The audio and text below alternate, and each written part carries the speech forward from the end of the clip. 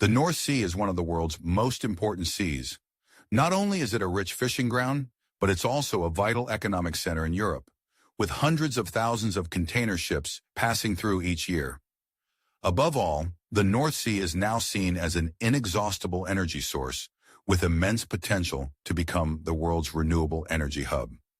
With strong, consistent wind speeds and ideal average depth, the area is being prioritized by countries like the UK, Belgium, the Netherlands, Germany, Denmark, and Norway for wind power development to provide green energy to millions of households.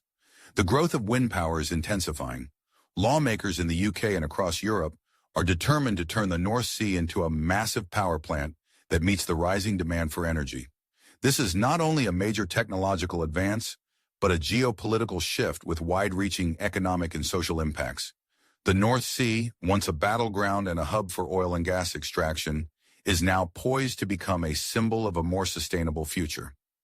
The North Sea has unique advantages that make it ideal for hosting the world's largest offshore wind projects. First, its proximity to Europe's coastal urban areas enables easy transportation of energy from offshore wind farms to shore. Second, with an average depth of around 95 meters, this region allows for cost-effective and efficient turbine installation. This is further supported by the existing port and energy infrastructure around the North Sea, which is being maximized for this purpose. Currently, there are over 40 offshore wind farms in operation in the North Sea, with approximately 2,630 turbines providing up to 30 gigawatts GW of power, enough to supply electricity to about 8.7 million households. However, the ambitions of the nations surrounding the North Sea go far beyond this. In 2023, leaders from 9 European countries pledged to increase offshore wind capacity to 120 GW by 2030 and at least 300 GW by 2050, 10 times the current level. This goal promises to transform the North Sea into the largest offshore wind power hub in the world. However, building offshore wind farms in the North Sea is no easy task. Most current wind turbines use monopile foundations, large steel tubes driven into the seabed. While this is the cheapest option, it's only suitable for shallow waters. In deeper areas, alternative technologies like floating turbines are being developed. Floating turbines are anchored to the seabed with cables or chains and come in 3 main types: fixed platforms, semi-submersible platforms, and spar platforms. Floating turbines open up opportunities to harness wind energy in deeper waters, thereby expanding the potential area for offshore wind farms. In addition to wind energy, European nations are also moving towards harnessing wave energy. 20 years ago, the first wave energy device was installed off the coast of Scotland and connected to the UK's national grid.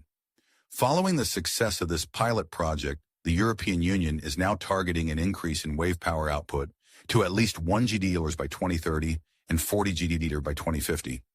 Combining wind and wave power will create a more sustainable and stable energy system, helping countries around the North Sea reduce reliance on traditional fossil fuels. An essential component of the renewable energy strategy in the North Sea is building a shared electricity grid to connect wind and wave farms across countries. This not only enables efficient energy distribution, but also strengthens the capacity to share and regulate power loads between nations. The UK and the Netherlands are currently collaborating to build the first offshore wind power link between 2 nations. A Dutch wind farm will connect directly to the UK's national grid. If successful, this model could set a precedent for other countries in the region to establish similar connections, creating a cross-national renewable energy network. Another intriguing idea is the construction of artificial energy islands. Lawmakers from the Netherlands, Germany, and Denmark are discussing the possibility of creating an artificial energy island at the intersection of the 3 nations' territorial waters at Doggerbank, just off the UK's continental shelf. Thousands of wind turbines would be placed around this artificial island, with an estimated capacity of up to 10 GWh. The North Sea also holds potential for combining floating energy systems with marine resources like algae and seaweed. Easily cultivated and with rapid carbon absorption capabilities, seaweed not only serves as livestock feed, but can also be used in cosmetics, bioplastics, and biofuels. Growing seaweed alongside floating energy farms would help reduce atmospheric CO2, contributing to the fight against climate change. However, to realize this vision, the countries surrounding the North Sea face numerous legal and technical challenges. Approval processes for renewable energy projects often involve multiple agencies and can take a long time. Additionally, revenue-sharing issues between electricity producers and transmission companies need to be resolved.